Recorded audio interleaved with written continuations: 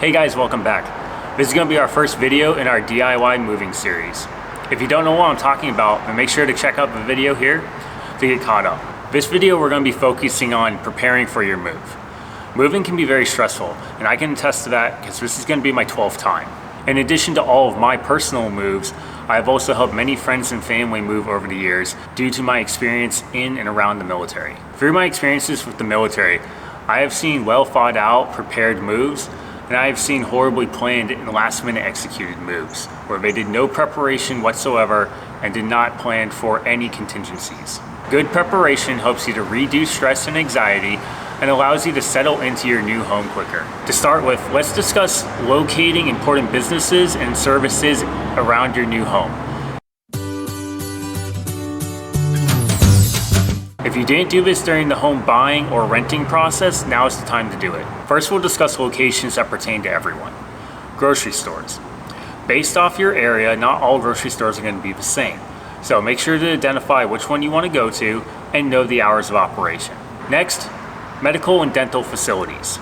If you happen to need to go to a hospital or go to the emergency room, you might want to know where the nearest full-size hospital is or urgent care is. For dental, this may not be a big deal up front, but it is going to be something you're definitely going to want to know in the long run. You may have just had a dental appointment at your local area, but at your new home, you're going to need to identify a new dentist office. So be aware of where they're located and which one you're most likely going to want to go to, which could also be based off of hours of operations. All right, this next location may not pertain to everyone, but it is definitely going to be essential if you have them. A veterinarian. If you have pets, you're going to want to know where the closest vet is, especially your emergency vets, your 24-hour vets. So you never know what's going to happen during the move. And frankly, if you don't plan for something, that's when something wrong is going to happen. So make sure you identify that closest 24-hour vet. You don't have to decide on which vet you want to take your pet to right away for your normal veterinarian services, but at least know which ones are available in your area. That way you can help identify after you get to your house where you would like to go. If you have kids currently enrolled in school, will be enrolling in school soon, or intend to have kids in the future at your new home, then you're going to want to know where the schools are located, to include all the schools that they might potentially go to while you live in that area. That includes your elementary, your middle schools, and your high schools. And if college is available in the area, you might want to know that if you have older children as well. This is also important to know where the schools are located in reference to your house and from your job. That way, if an emergency happens while your kid is at school, you know how to get there from both home and work. Home improvement stores. Regardless if you're a DIYer or not, you're still going to want to know where your local store is. Lowe's, Home Depot, or something else entirely. If you're a DIYer, you might want project supplies, and if you're not, you might still have to replace a light bulb or two. Things to do in the area. This may vary based off your personal preferences, but these things can cover things like gyms, movie theaters, shopping malls, or your favorite restaurants. Personally, I like to work out, so the local gym is important to know for me. For my wife, she's more concerned about the Starbucks locations. While these things may not be super important, they do help you get adjusted to your new location. Lastly, and this might be a kind of obvious thing that everyone would know your pickup and drop-off locations for your truck. So in my experience, I've used U-Haul several times and they've always been great. But I've also had issues where I originally scheduled the pickup location from ended up changing. And if I didn't pay attention to updated emails and texts, I wouldn't know that they had scheduled me to pick up at a different location. Drop-off typically won't change, but you never know when a location might be closed and you didn't realize when you're trying to return the truck that it closed before you could get there, and you might need to be able to drop off at a different location to still return in time without being charged for extra days.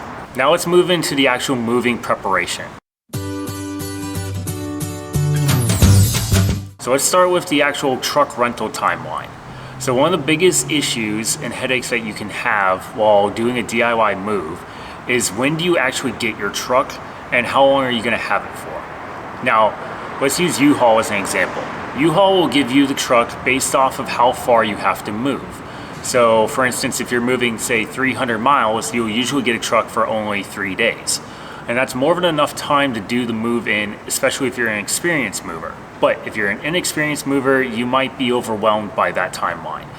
So Make sure, one, to plan out your truck rental well in advance. Place your reservation so that you know for sure that you're gonna have the truck size that you want at the location that you want on the day that you wanna pick it up.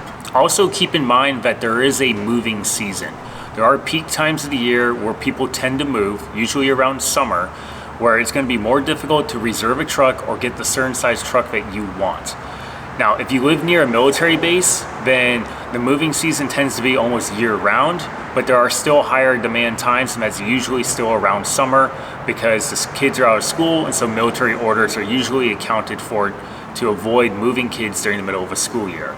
Be aware that they might screw up the order and you may not get exactly what you want. I've had times where I requested a dolly and didn't get that, or I've had times where I requested a certain size truck and they couldn't guarantee it. So if you're counting on something very specific during the peak time of the year, you need to be flexible. Typically when I move, I first establish my truck timeline. So this is usually based off of when do I need to be at the area or at the new home, and therefore that backs up when I need to get my truck. From there, I determine my packing timeline. If I want to get my truck on, say, a Monday, then I need to have done packing before Monday so that as soon as I get my truck to my house, I'm able to load up that day. I don't want to be packing and loading on the same day. Now, there's always going to be some minor packing that has to be done once you have the truck, because you still obviously need to eat and sleep at your current home.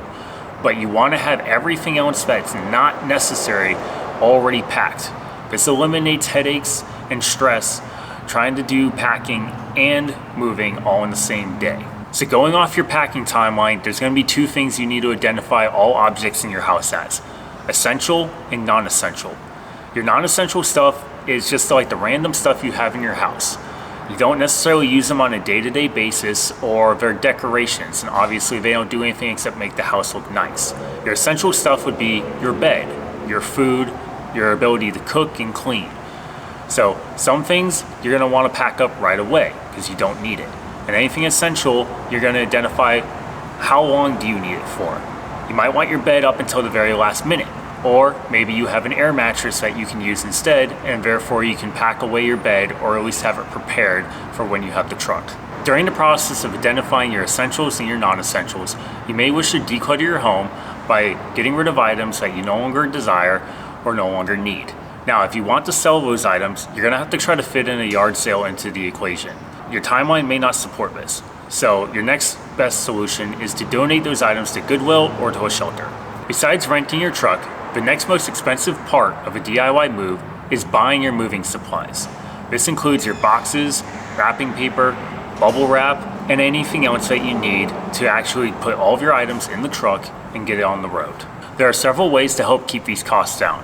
One of the easiest ways is acquiring your boxes used. You don't have to go and buy brand new boxes for your move. You can often acquire used boxes that are in very good condition and very sturdy from your local grocery stores, liquor stores, which can often give you boxes that are very good for packing your glasses into, or even getting boxes from other people who have recently moved. For those who live in military areas, this is usually an easy way to get boxes because many people are moving all the time. A little tip: if you intend to use packing peanuts, be aware that packing peanuts these days are primarily made from cornstarch or a type of wheat starch. And while this is great for the environment because they dissolve in water, they do happen to attract bugs, especially cockroaches. Now, I'm not saying that packing peanuts aren't great for actual packing purposes. They do the job extremely well. But once you get to your location, get rid of them as soon as possible. If you leave them lying around in the boxes, or you intend to try to store them until next time, they're gonna attract bugs. And cockroaches are gonna infest them because they can devour them for food. I'm totally not talking from experience here. Next, we're gonna cover some things to consider for when you get to the other end for your new home and you're unpacking. Typically, you're gonna wanna probably do a light cleaning or even a deep cleaning of your new home before you move anything into it. That way, if there's any dead bugs or there's any weird smells, you're able to get rid of that before you bring all of your nice stuff in. Now, once you've done that, identify what room you wanna put it in. A large room works best, such as the living room or family room. And the best thing to do is just bring everything in and put it into that room to begin with. That makes it easy to unload. From there, only unpack essentials first. The first thing you want to do is get your house or apartment or whatever you've moved into up and running right away. So don't bother with unpacking decorations. You'll have time for that later. Unpack the stuff that you need, such as your bedroom stuff, your bathroom, your kitchen. That being said, in order to be able to know which boxes are essential and which are non-essential boxes, you should create a labeling system before you start packing. This can be as simple as just using a black Sharpie to mark the box for what room it belongs in and if it is fragile or not fragile. Or you could use color-coded options to simply be able to look at it and say, oh, red boxes are kitchen and green boxes are living room. Or you could actually put stickers on it. Or you can do all the above if necessary. However you want to label your boxes, that's what's important. Just knowing the system and everyone involved knows the system as well so that everything is marked correctly. Assuming you're not moving alone and you have help, you should designate someone to be in charge of the truck and who's going to be in charge of the house. Whoever's in charge needs to be in charge preferably on both ends. So when you're packing and when you're unpacking, that person should be the same. For the truck, this is important for a couple of reasons. That person's going to designate what he wants and when he wants it to go into the truck. They're going to designate where it goes in the truck, and that way they're able to know exactly where it is, and if you need it on the other end, they can find it quickly. This person also will only reside essentially in the truck. They're going to focus solely on that. They might come into the house to grab boxes or deliver boxes, but their main goal is to simply handle the truck. Now, on the house side of things, whoever's in charge of the house will designate, if people are helping, they're going to designate what's being packed and where it needs to go. You should probably designate a room to centrally locate all packed boxes in. That way, whoever's helping actually move boxes to the truck knows that everything in that room is ready to go and they don't have to question if someone needs to still have that box on hand. On the other side of things, when you go to unload, a room is designated to put everything into, and then whoever's helping to unload can also help unpack if you have enough people. That person in charge of the house will deem what needs to be unpacked first to those people helping to do that. That typically ends up being essential items like kitchen or bathroom or even bedroom stuff. Lastly, we're going to cover some various tips and tricks that might be helpful. One of those things is having a essential bag or box that's packed and has everything that you need to essentially function right away. Now, I'm not talking about being able to set up a house instantly by undoing one box. I'm talking about having a roll or two of toilet paper or hand sanitizer, just a couple essential items that as soon as you get to the new home, if you open that box up, you're able to function in that house until you get the rest of the items unboxed. Now, when you pack this box, it's going to want to be either in the actual personal car with you, up front in the moving truck if you have the space. That way it's easy to grab when you get to the new house, or it's one of the last items to go into the back of the truck. That way it's one of the first things that can come off the truck. Another useful tip is use disposable kitchen utensils and plates. When you are packing up all of your items, you're going to want to have to pack up all of your kitchen stuff, such as your nice plates and your nice utensils. So a few days prior to actually moving, go ahead and transition over to paper and plastic. This way you can simply throw it away and you don't have to worry about cleaning it, and therefore you don't have to worry about packing something last minute. Now on the other end, when you get to your new home, it'll be easy to simply use paper and plastic to eat off of right away. This way, if you're worried about having dirty plates in the box, or you just don't like the idea of eating a plate that came straight out of a moving box, you're not having to stop and do dishes or put those items in a dishwasher to keep them clean. Going off of using disposable kitchenware, another thing you want to start doing as you get closer to moving is use up what you have in your fridge, freezer, and in your pantry. Now, dry goods are easy to move, such as cereal or canned items like spaghetti sauce or something like that. But if you have anything in the fridge, you're going to want to use that up. Cold goods are difficult to move. If you're doing a short distance move, then it may not be a big deal. Anything over, say, half a day could become a very big deal if it starts to go bad. So start planning meals out to be able to use up those items. This includes something as simple as like using ketchup and mustard up. So you might want to start eating more hot dogs or hamburgers to be able to use up those items. You don't have to use up everything, but the idea is being just eliminate how much waste you're going to have. Last thing you want is to have spent a lot of money on food and then you end up throwing it away or having to give it all away. Another thing to consider is what are you gonna eat as you're packing and unpacking on the other end. Now I'm talking like the last 4 or 5 days right before you actually conduct your move. During that time frame, most of your kitchen is gonna be packed up or gonna be in the process of being unpacked.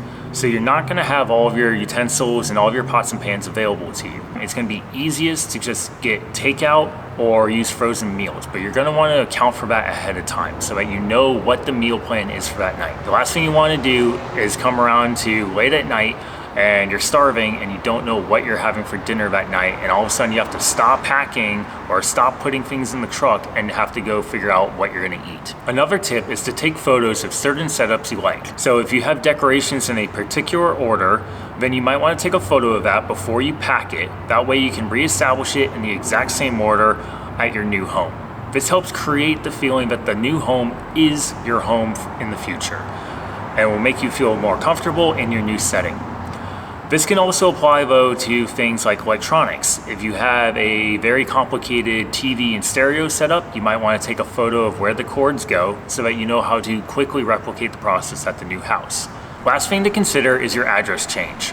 Since you're moving, you're gonna have to change your address to be able to get your mail and change your address with your bank in order to keep your credit cards working. Now, another thing to remember is if you have online subscriptions, you're gonna have to go up there and change the address as well. If you are getting reoccurring medical or supplements sent to your house, or even just something random that you like to have sent to you every month, then you're gonna wanna go into that website, change the address to make sure it goes to your new home. If for some reason you're in the middle and you're not going to be able to receive it at the new home by the time the next shipment arrives, you might have to consider simply canceling that subscription and then restarting it fresh at the new house. Now I'm sure I've probably missed or forgotten a couple of tips and tricks here. I have moved quite a bit and I've forgotten things over that time period as well. So if you have one that you can think of that I didn't talk about, then make sure to leave it in the comments down below.